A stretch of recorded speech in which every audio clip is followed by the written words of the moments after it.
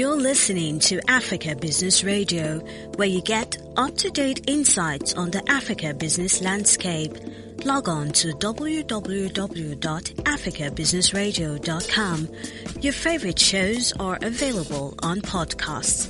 Download them on our website and mobile app. Africa Business Radio, towards a profitable Africa. They are 1.8 billion globally. They will make 75% of workforce by 2025. They will outspace earnings of baby boomers in less than 10 years. Smartphones and tablets are the argument settlers and fact checkers for every conversation. Get more insights on African millennials on Africa Business Radio, towards a profitable Africa.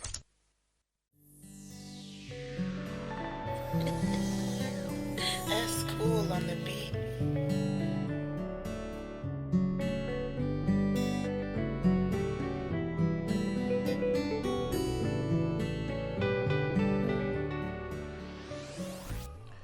I mean, I'm enjoying my week. I don't know about you. I had a very wonderful Monday morning, Tuesday also. And then, yeah, it's Wednesday and it's the African Millennial Radio Show with Tomi Wale on Africa Business Radio. And I'm really, really excited, with my guest this wonderful Wednesday afternoon. I mean, we've had him on the show before, right? He had him with a friend of his. Sorry? Ayomide. Yes. I keep forgetting. Even on that show that I was forgetting his name. Just forgive me, Ayomide. Right. And it was really, really, insightful that day. And I was like, you know what, Tunji, can we have more conversations on this subject, which is also dear to my heart as a creative. Yeah. Right. And he's here today. Thank you very much for coming, Tunji. Yeah. How's your week going? Thanks for having me. Yeah, it's going fine. It's going fine. Yeah. I mean, so we all know Tunji Ogunoye on Instagram and on Twitter. But then if you really want to know what he is about, he's a senior brand designer and partner at FourthCanvas, a brand consultancy studio working out of Lagos, Nigeria. He also leads the team at DearDesigner, a design community project aimed at ensuring sustainable growth, of everyone in it. Right. So, what I can see from outside, DearDesigner doing is you are trying to create structure, create a system of growth and expansion for anybody who has the basic skills of creativity. Where they can learn and have mentors and then, take their skill to the world, make it exportable. Exactly. At least that one doesn't require some border closure. All right, Tunji, what's happening? How are we doing though? Yeah, I'm okay. It's good to be here again. I mean, you have no idea how happy I am, to have you in here. Again. Okay. And when I was thinking about what we could talk about or putting some type of structure to what I feel that we should, talk about, I thought about, brand direction, business and the marketing departments. Coming from a creative who has consulted for many organizations in many industries, I'm sure that, that topic, for example, especially with the marketing department, was sitting. There was this picture I saw one day of Mona Lisa. Okay. And then someone just put it and they gave reviews on it that someone from IT said you should lighter crazy stuff. So these are the things that happens. And many businesses think that you don't need to be all that good or appealing, that as long as people just come, they're fine. But they want to place so much of emphasis on having a good visual identity. Now it's a new year, it's the first quarter. Anyways, first quarter about to end. 3 months. First quarter about to end. And then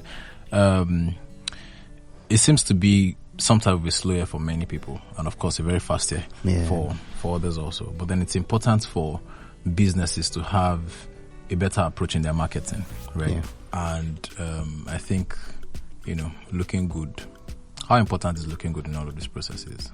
Or AKA having a good visual identity for businesses? It's, any business they are not operating alone in that space. And even if they are, there are other businesses trying to get the attention of people for instance, you'll be surprised that MTN is competing with Coca-Cola, because the only naira you have in your pocket to buy a recharge card, you can as well get a bottle of Coke with it. Absolutely. So for businesses, it's important that they differentiate from the pack, because there's a lot happening around. I mean, everybody's on social media.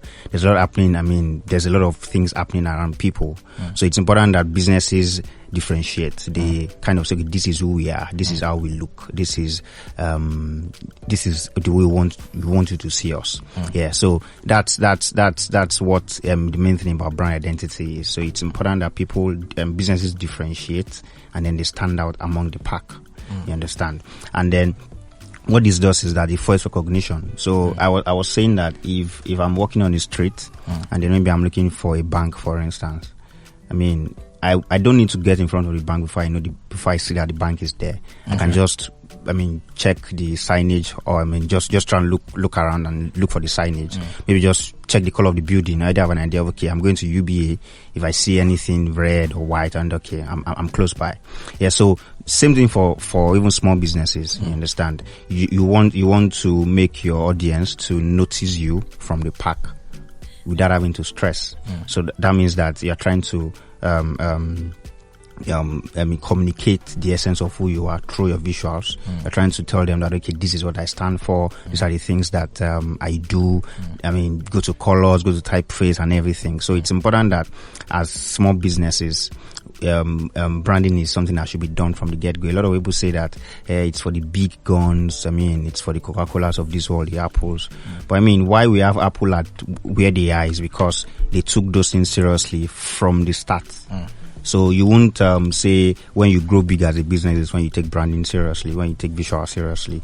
But actually, for you to grow big, you actually have to take those things seriously from the start.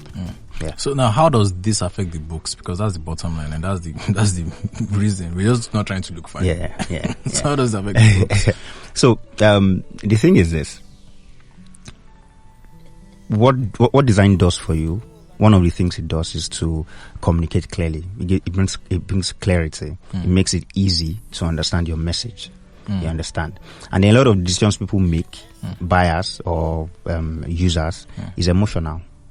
They just say, "Oh, I'm going for this product. I'm going for this product." They've not even tested other products. So yes, I'm going for this product because it's a gut feeling. You understand? And then these are the things that increase the bottom line. For an FMCG to get more money, what it means is that more people are using, they're buying that product. You understand? So to increase the people that buy the product, that patronize you, the users, it means that you have to communicate clearly to them. You're trying to get some more share from maybe your competitor, or maybe from even those who are not using that product itself. So what design does is that it helps you communicate clearly. You understand? And then by elements that we use in design, the colors, the typeface, the elements, the illustrations, the imagery, there's a way it affects people subconsciously or unconsciously. You understand? So when this happens, people get to say, "Oh, I'm going for this product," because we are at times on Twitter, and then we see this new product, nobody knows about it, and then just at the snap of a finger, people are jumping on that product. Why? Because from the outside it looks good. And that's enough reason for people to say, "Let me try this product." So before they even try it in the first place, it has to look good to them. Now, once it looks good to them and then they try it, now, if it works, then you have a steady ambassador for your brand, for your business. So McKinsey did a research, 2018, and then it was on business value of design. And then they did research among design-led organizations. And what the result was that at least these design-led organizations perform 2 times more than their other counterparts that don't take design seriously. That's in terms of revenue, in terms of the number of people using them. Yeah. So what design does in essence is to just help you to communicate clearer. So what text will take a lot of time to do, you understand? You can easily get people's attention. You can easily say, "Oh, what's this?" And then they pick it up, they check, okay, what is it talking about? That's what it may be difficult for you to get, maybe with just putting text out there, because text is, before you can understand everything, you have to maybe read through. But for design, it's just a bit, just an element, and then it takes your attention. And then you want to check it out. And then 2018 or so, I was, I had to choose a product to use. And then it was a fintech product. So what I did was that I knew the two competitors. They were like the only players at that time in this space. So I checked it out. The two of them, I went to their website, went to their app, and then I made my decision because of design. Now I'm a designer. You understand? I know why I made my decision, because I'm a designer. Now there are people, there are users that don't understand design. They're not that technical, but they make that choice. They don't know it's design, but it's just the feeling of, this looks good, this feels right, this looks alright to me, and then they make that choice. So I made that decision simply because I checked the rates. It was basically the same thing. I just felt like, okay, this looks more comfortable, this looks better, this looks cleaner, this looks sharper. And that was why I made my decision. Now, as a designer, I can understand why, but for non-designers, for just maybe other professionals, design influences them, but they don't know. And one of the importance of design is unobtrusive. It affects you. It's unobtrusive. Okay. It affects you without you knowing. So you don't see it. You just see the result. You understand? So good design done well gets more people on your side, gets more people wanting to try you. And then once they try it and they see it's a good product, it makes them stay. It also reassures them over time that, okay, this is what we are offering. These are the things that we are bringing out this week, this month, this quarter. You understand? And by time people get to use the product more, and then that increases bottom line. That increases love, loyalty to the brand. That increases love. You understand? Then they also recommend it to their friends. Oh, have you seen this product? Have you seen this particular thing? It looks good. I mean, it does well also. Those ones also see this. Oh, they feel comfortable with it. So design affects the psyche. It affects the emotions. And this is where buying decisions are done. Do you understand? Primarily. Yeah. I mean, that says it all, actually. Yeah. I mean, so you have to be very, very careful about how you present yourself. Yeah. Really, that's it. Yeah. I know you have the content. I think I was talking with Michael this morning, and I was like, God looks at the hearts, man looks at the household appearance. Yeah. So use a deodorant. Yeah. Right. Yeah. I know you have the content in you and everything, but man will only look at what is outside. So your product and everything can be fantastic. And the thing is that's all they see, to be honest. Now, I know that you're a good person, but I can't see your mind. I can't see it. The best I can see is it smells good, it looks good, it dresses well. That's all. Maybe when we talk, I say, okay, it sounds well. It seems like he's intelligent. But then that will even attract you to know what is inside. Do you understand? Yeah. And so I was even saying that if you go to buy, maybe you want to buy a new product on the shelf, and then you've not like, okay, for instance, I use peanut butter. So you want to get peanut butter, and then you go to the shelf. You don't know any product before. Now, what influences your decision is how good it looks. Now, you say, oh, this looks good. You pick it up. Now, maybe on that shelf, you saw a product that looks expensive. That looks too expensive. Maybe the others are like 700, 800. This one is like 2005. What justifies that decision to buy is because of how it looks. You can't taste it now. I can't open it and say, oh, how does it taste? I mean, it's not a malam on the street. So design is a good competitive advantage. Like if you can edge on design, I mean, and that is not technical. It is just appealing to people's emotions. And then they can say, okay, I like this. It feels good. And then they pick it. I mean, that is really, really. So now, as a consultant, it means you're not necessarily part of the organization. You're an outsider. Yeah. Right. Do you think the organizations should actually imbibe a culture of visual excellence in-house, like with human resources? And, based on your answer, I would like to know, do you think that actually just affects the company's culture also? Okay.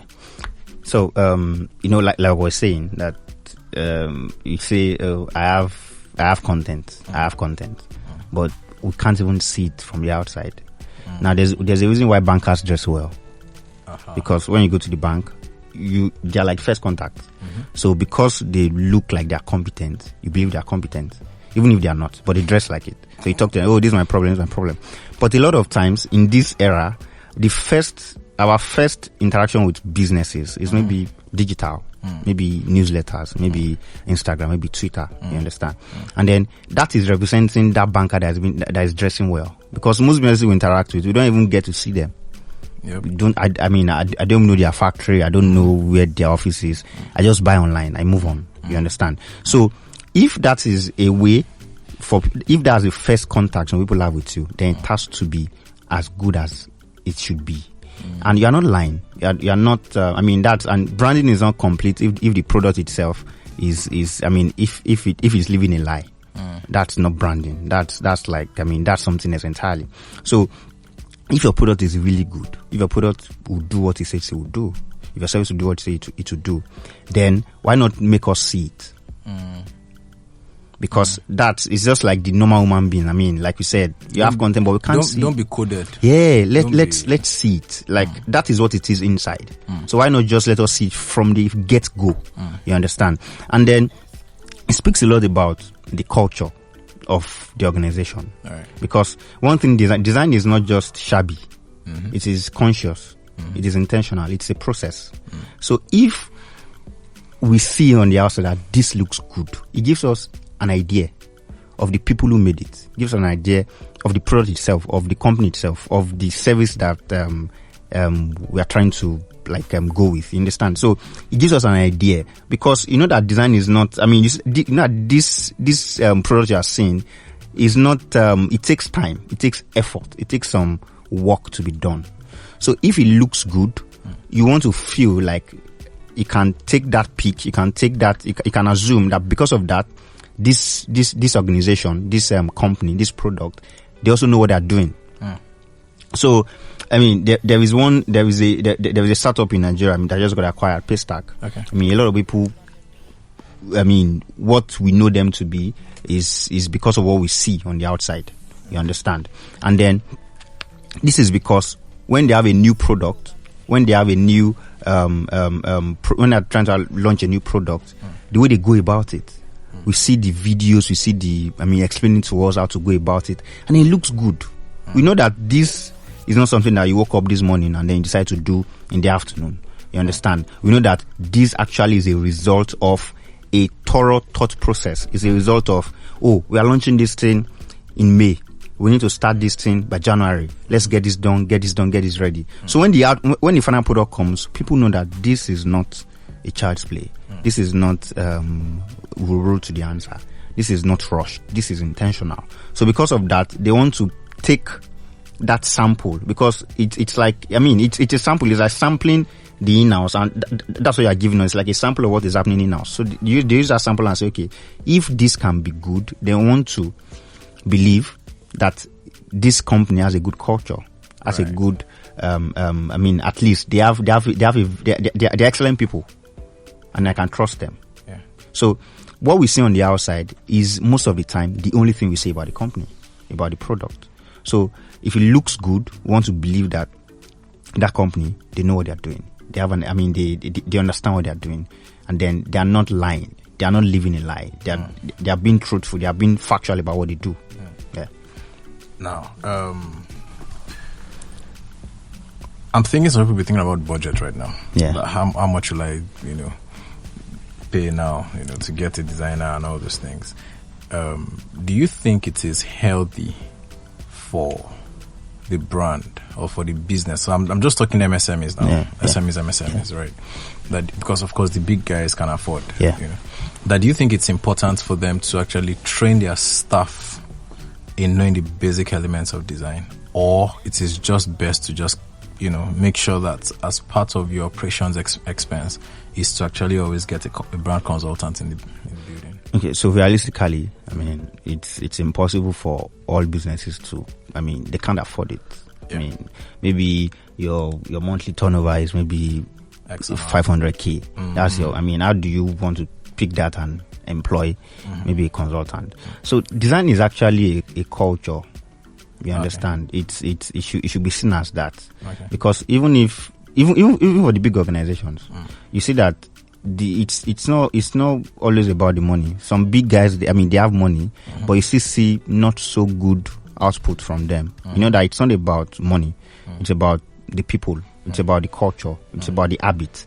You understand? So, and for a small business, at every level, there is something that you can do with what you have.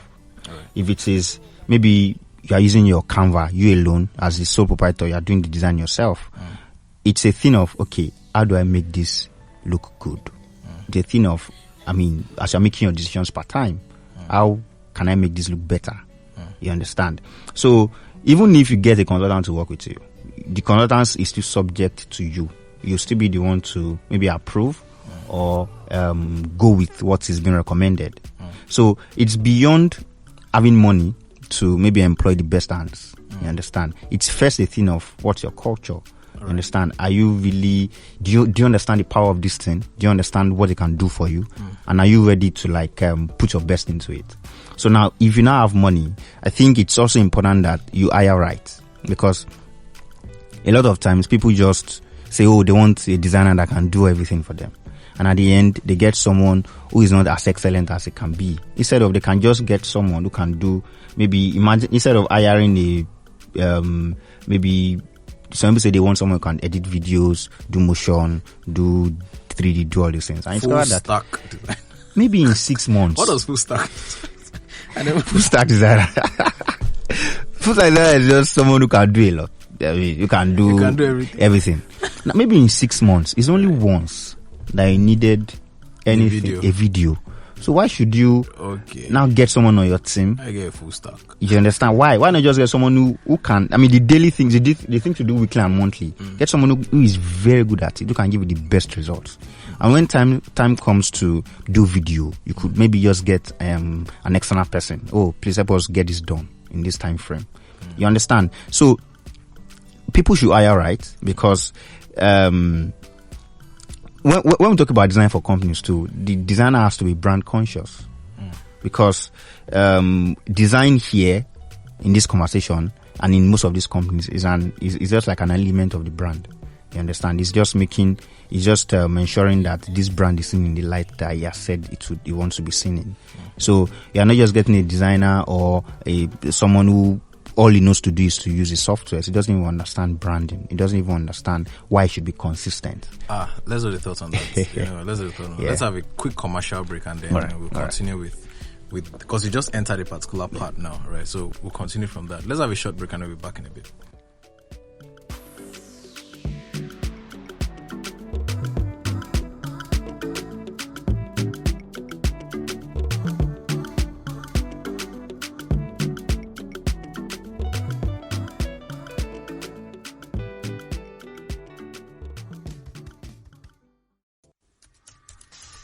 They are 1.8 billion globally. They would make 75% of workforce by 2025. They will outspace earnings of baby boomers in less than 10 years. Smartphones and tablets are the argument settlers and fact checkers for every conversation. Get more insights on African millennials on Africa Business Radio, towards a profitable Africa. You're listening to Africa Business Radio, where you get up-to-date insights on the Africa business landscape. Log on to www.africabusinessradio.com. Your favorite shows are available on podcasts. Download them on our website and mobile app. Africa Business Radio, towards a profitable Africa.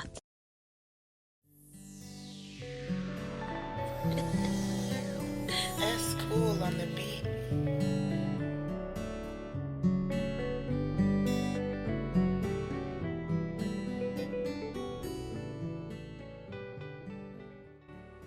All right, guys, welcome back on the African Millennial Radio Show. It's Tunji and with my guest Tunji Ogunoye, right? A very, very seasoned brand consultant from the city of Lagos, West Africa. Now, so we were talking earlier about, people working in organization, and then it's not just you being a designer, but then being a designer in the context of the brand you're working with.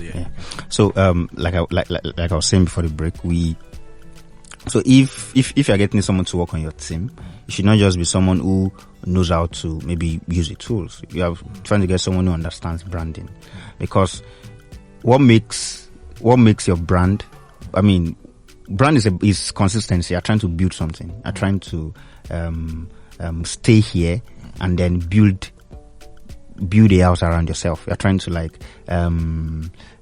stay in a position that you are, where you said you want to be, and you're trying to use all your efforts to tell people, this is where I am, this is what I want to do. So consistency is like, maybe I want to cut down a tree with a cutlass. You understand? If I'm eating the tree with the cutlass, I'm eating it on the same spot. That's how to follow. I won't be eating it all around because I'm just wasting my efforts. So the same thing is that maybe it's motion, it's still, it is email marketing, it is billboard, it is no matter the medium. You're trying to stay consistent. You're trying to speak the same thing. That's why, there's something that if your logo is covered on this particular piece of design, will people still know you are the one? You understand? That's some question though. Yeah, it's because so if I see an MTN, sounds like something Victor will ask. Was he the one that came up with it, or was he you? I think I has mentioned it before. Yeah, it sounds like it. I felt it. So, if I see an MTN ad, for instance, I don't need to see the logo. I don't need to see the color. If it's not another logo, then why this one's doing like empty? There was a day I saw something on Instagram. An ad agency, maybe they were servicing MTN. And they were creating an ad for them, maybe on Christmas Day or maybe it was Children's Day, and they use MTN's typeface. I'm like, these guys need to be flogged. Why are you using MTN's typeface for your design? Now, it means that they don't understand branding, to be honest. That's what I see, because if this is your client's typeface, and people have known your client with that typeface, you understand? Why would you use that typeface? You are using their property. You're trying to steal from them. Do you understand? So when we talk about branding, we talk about how all the assets, visual, how all the assets work together and they stay consistent with it. So color, typography, layout, everything comes together to say, okay, this is this particular brand. This is particular brand. You understand? So consistency ensures that your message, people get it the same way they got the last one. You understand? And then no matter the medium, no matter the place, maybe in Akure, in Ibadan, in New York, no matter where they see it, they know that this is this particular brand. So if you see a global brand, for instance, launching in Nigeria, if you go to their social media, you shouldn't see any difference. You understand? Definitely, you see the fact that this is the context of this is the Nigerian audience, but there's still something that still connects to the global brand. There's a religious organization that comes to mind mentioning that Hillsong. So you see Hillsong South Africa, right? And you understand. So there's this brand I love so much, Budweiser. Yeah, like I love Budweiser so much. Maybe because I read their brand guideline and it felt like wow. I mean, and I could see what was in the guideline live. I mean, I could see it in execution. So Budweiser, for instance, apart from the red color, apart from their typeface that is consistent, tall, slim typeface. Now, there is that bow tie in their logo, and there's the way they use it on their designs. You understand? You won't see a Budweiser design and not know, except you are not familiar with them. Yeah. But if you've been seeing it again and again, you know. There's this designer doing NSAS. It was the most common design doing NSAS. It was done by Piggy Vest. Okay. The most common design doing NSAS, the three hands up like an illustration, purple color like this. Yeah. Now, Piggy Vest logo was not on that design, but the typeface was there. Okay. Now, anybody who has interacted with Piggy Vest would know that this is Piggy Vest designs. Yeah. Now, if another brand picks up that typeface and they use it for their designs, they're just being a copy. They're not being original. You understand? So, for consistency's sake, it's important that as an organization, as a brand, you stay consistent. You can change some things, but keep a core that people can trace back and say, oh, this is still Coca-Cola. There's a way Coca-Cola pictures look like. The expression, the filter on the pictures. That if it's an ad, if it's an image, anywhere, you know that this is Coca-Cola. And there's a test I do for my students when I teach brand design. I just put like some 7 or 8 pictures together. The logos won't be there. And then say, okay, what brand is this? There's the way FCMB buildings look like, for instance. Yeah. The white building and I think 4 pillars and the sign in front of them. Now, tomorrow, if Access Bank should buy an FCMB building, it will be so bad of them not to change, to just retain those pillars and say, oh, this is an Access Bank building. Because we already know that that's Access Bank's property. That's a characteristic of FCMB, you understand? So it's really important that as businesses, small or big, you need to take some intentional effort while communicating to people. Wow, man, Tunji, you see why I said you need to come back on the show. And I think you're going to come back one more time. Just one more time. And after, guys, you should check out Tunji going on Twitter and Instagram. Follow DearDesigner, interact with, the community, interact with him. He's the kind of person that is always ready to have conversations back and forth with you. Right. Wow. I think it's midweek. I'm going to run with this for the remaining part of the week and try as much as possible to make some adjustments also with the African Millennial radio shows. Yeah.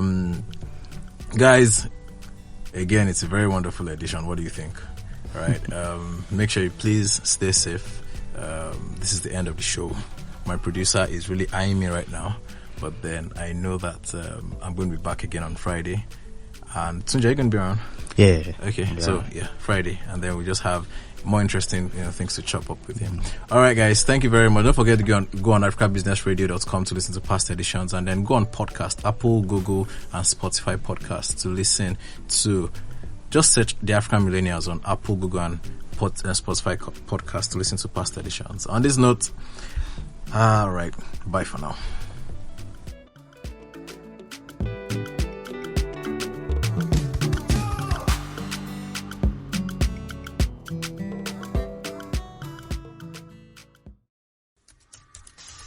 They are 1.8 billion globally. They would make 75% of workforce by 2025.